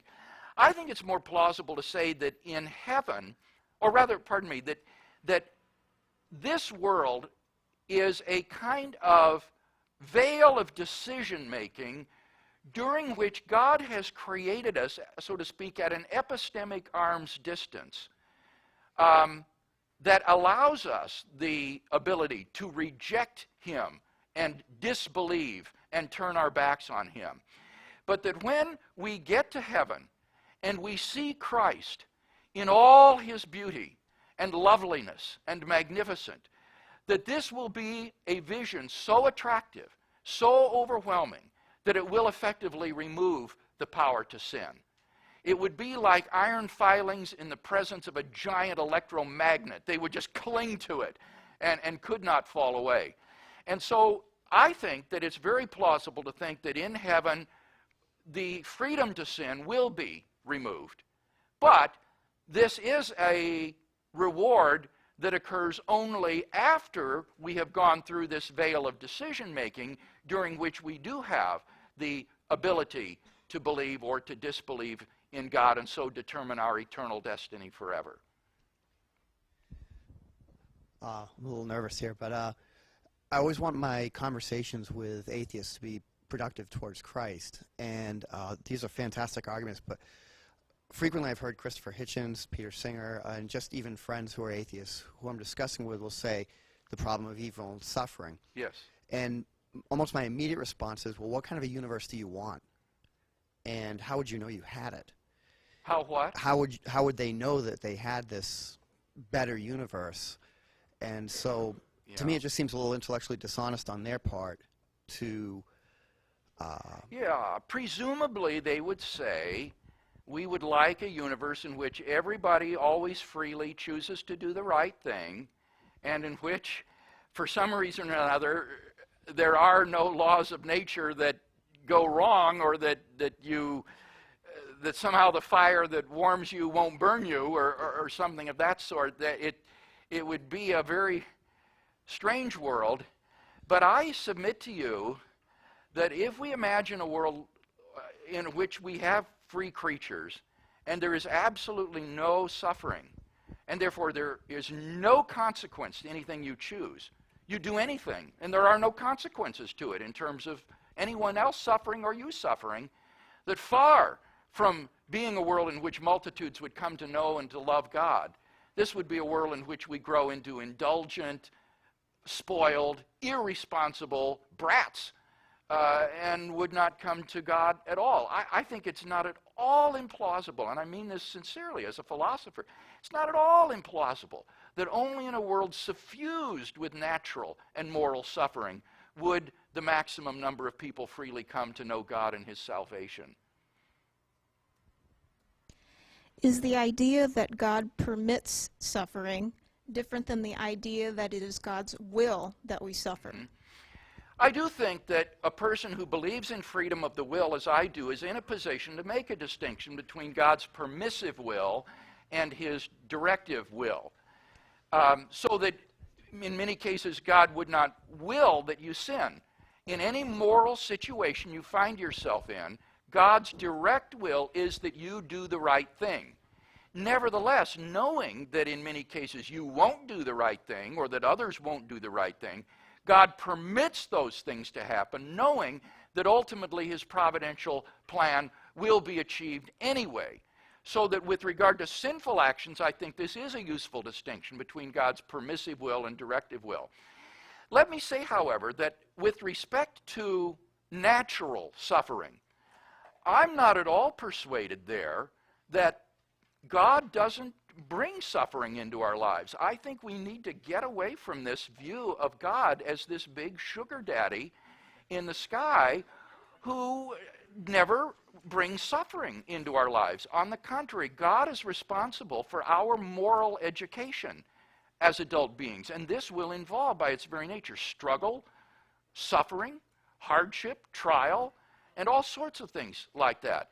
So I think we have to be very careful in thinking that when bad things, well, even saying that, bad things, when suffering happens to us, that this is evil or wrong or would be something that God can't bring about. Remember, the author of the book of Hebrews says, God disciplines every son that he calls because he loves him.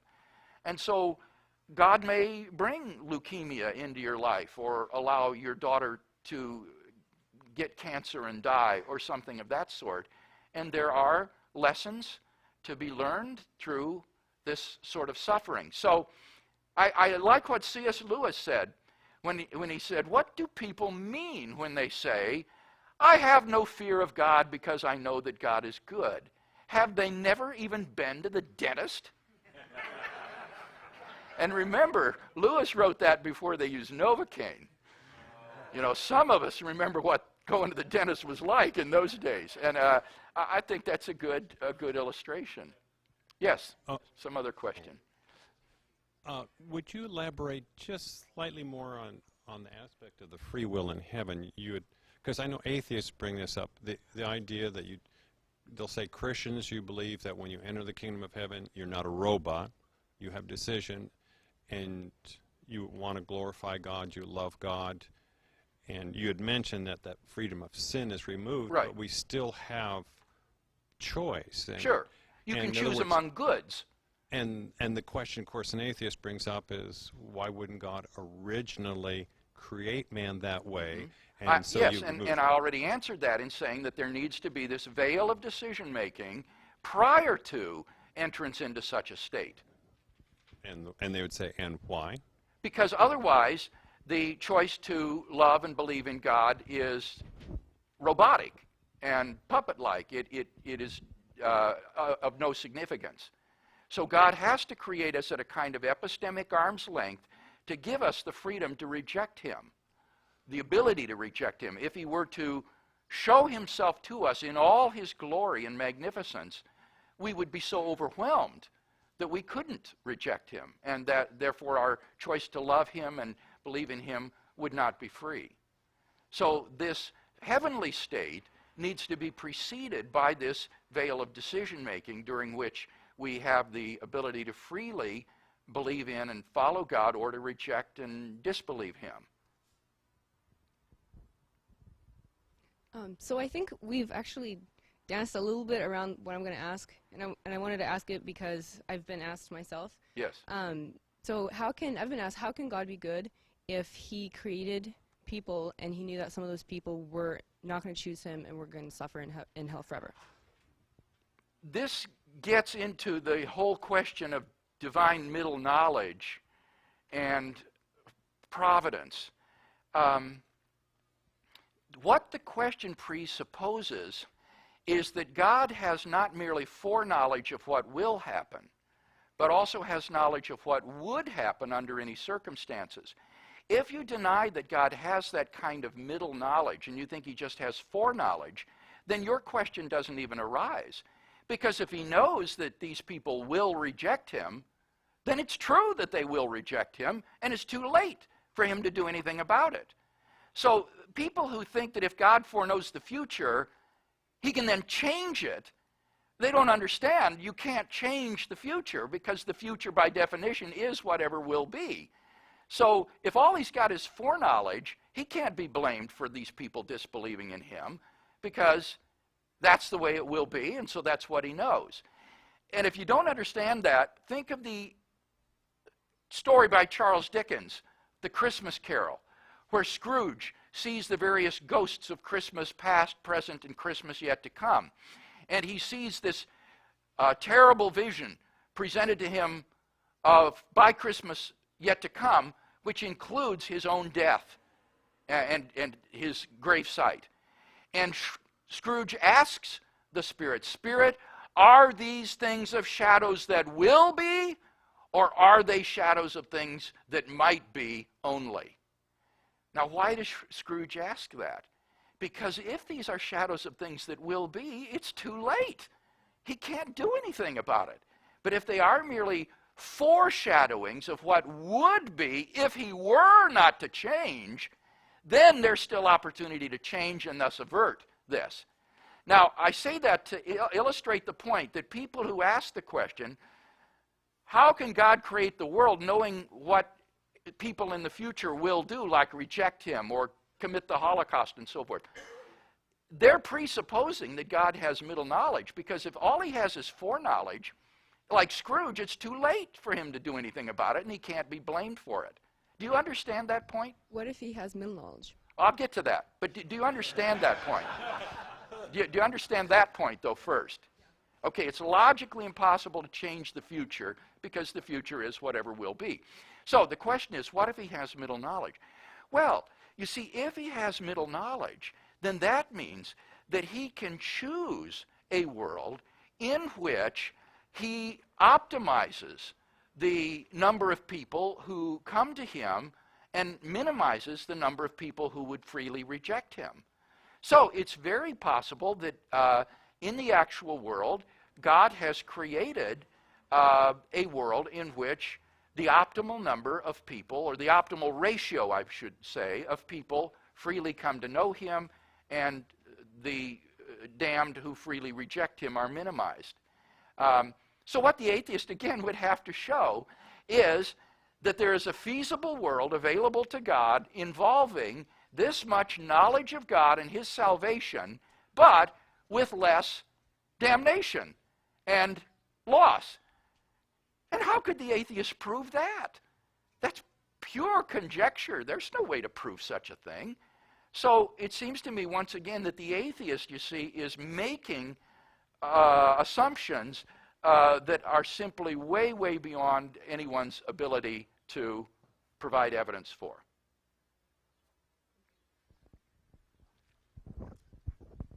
Dr. Greg, I just finished reading Evil and the Justice of God by N.T. Wright, and he presents a slightly different model of the atonement than the one you presented, which I think was the penal substitution. I just wondered if you had any comments on some I haven't read Wright's book, okay. so I can't comment on it, I'm afraid.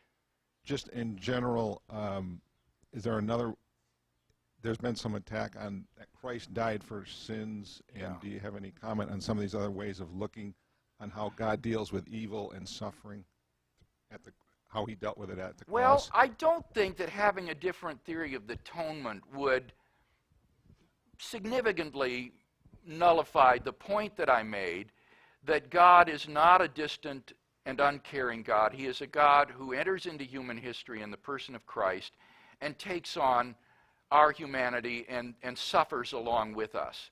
And therefore, meditating upon the cross of Christ and what he bore for us is something that can give us strength and courage to deal with the emotional problem of evil. Even if you don't think of this as being a penal substitutionary suffering, I think that does augment it even more, but even on these other theories of the atonement, like ransom theory and so forth, still you have the example of the suffering, compassionate God who bears unspeakable suffering on our behalf, and that can give us the emotional strength to carry on. Dr. Craig, good afternoon. Good afternoon. It's something that you just said a minute ago, where God looks down the future but can't change the future. Right. I wonder if that doesn't diminish our concept of God and make him dependent on something outside of himself, which is the future. That's one question, and may I be permitted another one? Yes. In your concept of... Let me deal with that first. Okay. It's logically impossible to change the future, because by definition the future is what will be. So to change the future is to make what will happen not happen. And that's just a logical contradiction. So as I said, God can't do logical impossibilities. There is no such thing. What God has the ability to do is to determine the future. And we have a similar ability. We don't have the ability to change the future, but we have the ability to determine the future by our free choices. and that's a nice segue. Given your statement a minute ago about free will and the ability of man to reject God's grace, how do you interpret Jesus' absolute statement in the Gospel of John, 6th chapter, where he says, "All that the Father gives me will come to me, and I will not lose one"? Yeah. I take that to mean that God knows who it is that he has elected, in the sense that he knows who would freely respond to his gracious initiatives in whatever circumstances they are placed, and therefore he knows who they are. But it's still up to us whether we want to be part of that elect group or not. It doesn't mean that he does this independently of our free choice. So I have a very strong view of divine sovereignty, as I hope this lecture illustrated, but it's a view that is compatible with freedom of choice. So again, the reason I was showing this was to show you that I have just to kind of, I thought that the video did, this particular Q&A session did a good job of explaining how this whole issue of middle knowledge is related to divine sovereignty and God's providence and the means by which he determines the future. He determines the future according to knowing what free creatures would do given certain circumstances, and he orchestrates the circumstances so that the future happens the way that he wants it to. And the vehicle that he does this through is through middle knowledge. And I would think, and there's some people who say, are against this idea, and it's just absurd. It's absurd to reject the idea of middle knowledge. Why wouldn't God have middle knowledge? It seems, if God knows what, we have middle knowledge to a certain, extent, right? I know that if I start smoking crack, I may very well likely, ruin my life, right? And I can determine my future based upon, knowledge of what would have been if I'd make that decision, right? We know, I know certain things. I know if I don't do my homework, I'm not going to get good grades. Or if I don't do my job, they'll probably fire me. Like, God has that knowledge too, but to an infinite degree, right? Why wouldn't he? And so, and that would have a huge effect on his ability to roll out the future the way he wants it to. He's got it all, he's got the whole world in his hands, right? He is sovereign. And so what I like about this view is it really, really captures God's sovereignty. It respects God's sovereignty in a way that I think that is even greater than the Calvinists, because God is doing it sovereignly with free will. That is power. That takes a super intellect to consider all the possibilities and to orchestrate it so that people will come to him, those whom he has chosen and predestined come to him willingly. And he uses suffering as a vehicle, and it's part of it. And so I thought this video kind of, I don't know, I thought it was good to kind of explain all that. It also highlights the point, this idea that part of this issue, it talked about hell, and it talked about God needing to go through a veil of decision making, where God's presence is so powerful that all of us will know of it, but not so powerful that all of us would be forced to accept it. And as he mentioned in the video, if God were to shine down all of his glory, he used it'd be like metal filings next to a giant electromagnet. It would just be impossible to reject Christ. And in order for our acceptance of Christ and our following, the love of God to be possible, we have to go through this veil of decision making where we have this power to freely reject God, where God's presence is known but doesn't overwhelm us. He needs to be at what Craig called an epistemic's arm's length. Epistemology is epistemic. The root word of epistemic means epistemology. So our ability to know God needs to be at an arm's length to where it doesn't overwhelm our freedom to reject him. But we have to pass through that veil of decision making first in order for our acceptance, our belief and love of God to be a moral decision, because it's not a moral decision if it's compulsory. And so that's hugely related to this as well. Any questions? Actually, we went over. Let me pray and then I'll answer questions. Father God, I just come to you and just humbled, and when I think about your power and your might and your love and your sovereignty and your absolute control, you are just so mighty, and it's just incredible to think of you and how you are guiding free creatures to make moral decisions, that you are responsible for our moral education, and you lead us through the valley of the shadow of death, and when we do, we still trust you, and you also lead us to still waters, and we know you're there, and God, even though sometimes we may not have answers, as Job said, these things are too wonderful for me that we can't possibly